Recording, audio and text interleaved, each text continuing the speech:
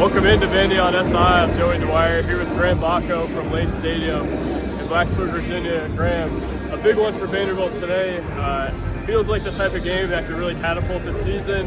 Obviously a bigger game for Virginia Tech and the job security of Brent Pry, but man, you got to wonder, like, if Vanderbilt wins this game, you feel like it could really open the door to a lot of things down the line for it. Yeah, no question. I mean, look, Vanderbilt, they talked about aspirations of competing at the top of the SEC, and even Pavi is like, hey, we think we have the tools to win a national championship this year.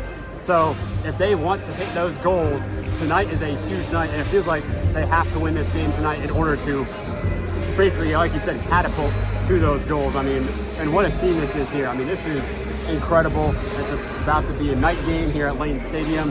Enter Sandman, one of the best traditions in college football. I mean, I don't think what more you can ask for. The stage is set. Yeah, and I think the only thing remaining for Vanderbilt is to leave here with a win.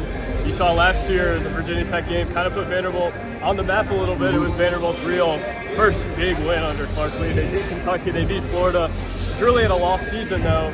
That game really changed the trajectory of how this thing went. I feel like tonight could probably do the same thing in a lot of ways, and to do that, I think Vanderbilt's got to be able to find a way to maybe keep the crowd out of it. Clark Lee talked a lot about that on Tuesday. We're already seeing it. It's been open for 5 or 10 minutes. Everybody's filing in, and man, it's going to be a really good environment tonight. You feel the rain might have a little bit of an effect on the crowd, but still not a whole lot. I think it's going to be one of the better crowds Vanderbilt plays in front of all year, and it's got to be equipped to handle that.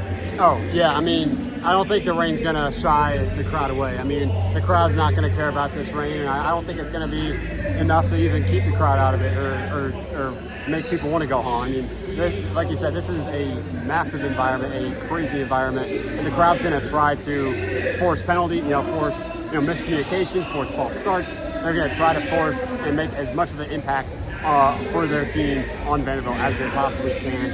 And like you said, you kind of hinted at it. The trajectory of this season, this is a huge turning point. I feel like if you can win this game, if Vanderbilt can win this game, you got to think like it's not necessarily a guarantee that they're going to be a bowl game, but their odds to make a bowl game go way up. Yeah. And here's the thing, I asked Mark Davis during the week, I think he was a little surprised by the question. I said, could this be a statement game for you guys? And he goes, not really a statement game, more of early season statement game. And I think that's the right way to approach this for Vanderbilt. He mentioned they got a lot of football left to play after this week, and obviously this season doesn't hinge on this game specifically. It feels like it kind of does for Virginia Tech in a way. Obviously, they can still become bowl eligible if they lose tonight, but man, Brent Pry feels like he's got a lot of pressure on him, and I think Vanderbilt's going to get a desperate Virginia Tech team tonight. I thought they actually played a little bit better than I thought they would have against South Carolina, me too. Especially defensively. But I mean, at some point, Graham, they've got to win under Brent Pry, and the stats under Brent Pry really aren't all that great at this point. He has a losing record here, 0-17 when they're trailing at halftime. Maybe that says something about this team, but Kyron Drones said in the offseason, this is a revenge game for them, and I think just the sense around here, being here last night, being here throughout the week, man, Virginia Tech's got to have this one.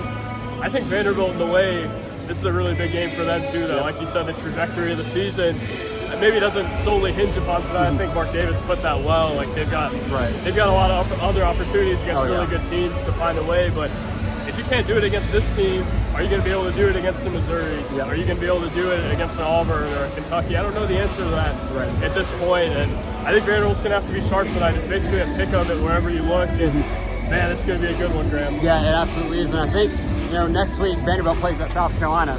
Well, the common denominator between both those teams is you got the dual threat quarterback between Kyron Drones and Lenore Sellers next week. So I think tonight is a good test to see how can Vanderbilt handle the dual threat quarterback on defense, and we could get a glimpse of what next week could look like as well. For sure, and I think a story to note here too, I think this is one of the best receiving corps Vanderbilt's going to see throughout the year, and also Clark Lee mentioned Kyron Drones, one of the best at throwing the seam ball up the sideline a little bit, and I think that's going to be an area where Vanderbilt's corners are really tested. Martel Height got to bring it today. I don't know how much you're going to see of him offensively, especially if the weather makes this a more run-heavy game or Virginia Tech schemes Vanderbilt into that. But I think Virginia Tech has a really good defensive line. That might not bode well for Vanderbilt.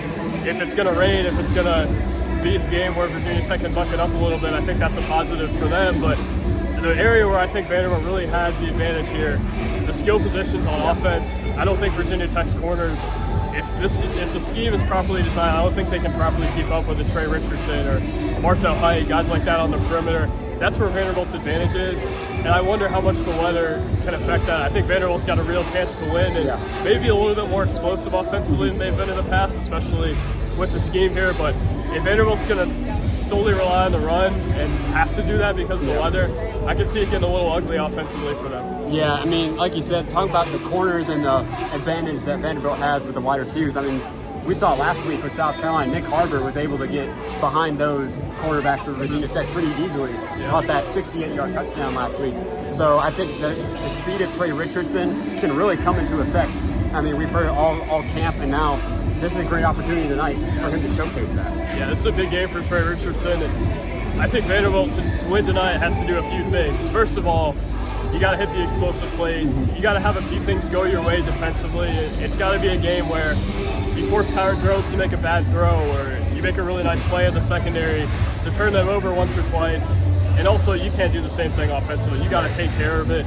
And I think a big key to keeping the crowd out of this thing, don't give them a play to get behind. Right. It seems simple, and Virginia Tech is going to get their plays. I think they're a good enough team to where Vanderbilt's not going to entirely shut them out or anywhere near it, but you can't have a big third down turnover, or you can't have a fumble deep in your own territory. Those are the things that are going to get this crowd into it. Right. And I also think tonight, no lead is safe in front of this crowd. This crowd can flip a game pretty quickly, and Clarkley kind of alluded to that on Tuesday.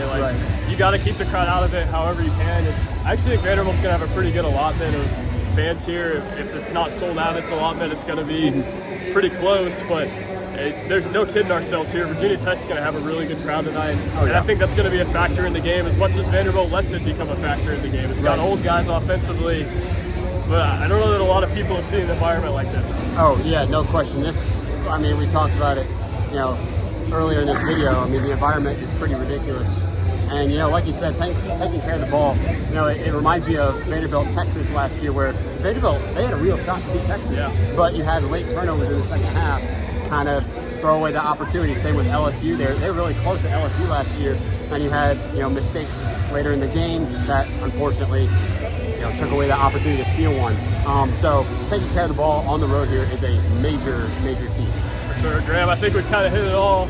People don't have that much time to watch this video. The game's going to start imminently here. Big night for Vanderbilt football. Even bigger night for Virginia Tech, but Vanderbilt has a chance to play spoiler here and really derail the season here at Lane Stadium. I'm Joey Dwyer for Graham Bacco. We'll talk to you post-game from the field after Clark Lee and Vanderbilt's players address us. Big night in Blacksburg for Vanderbilt.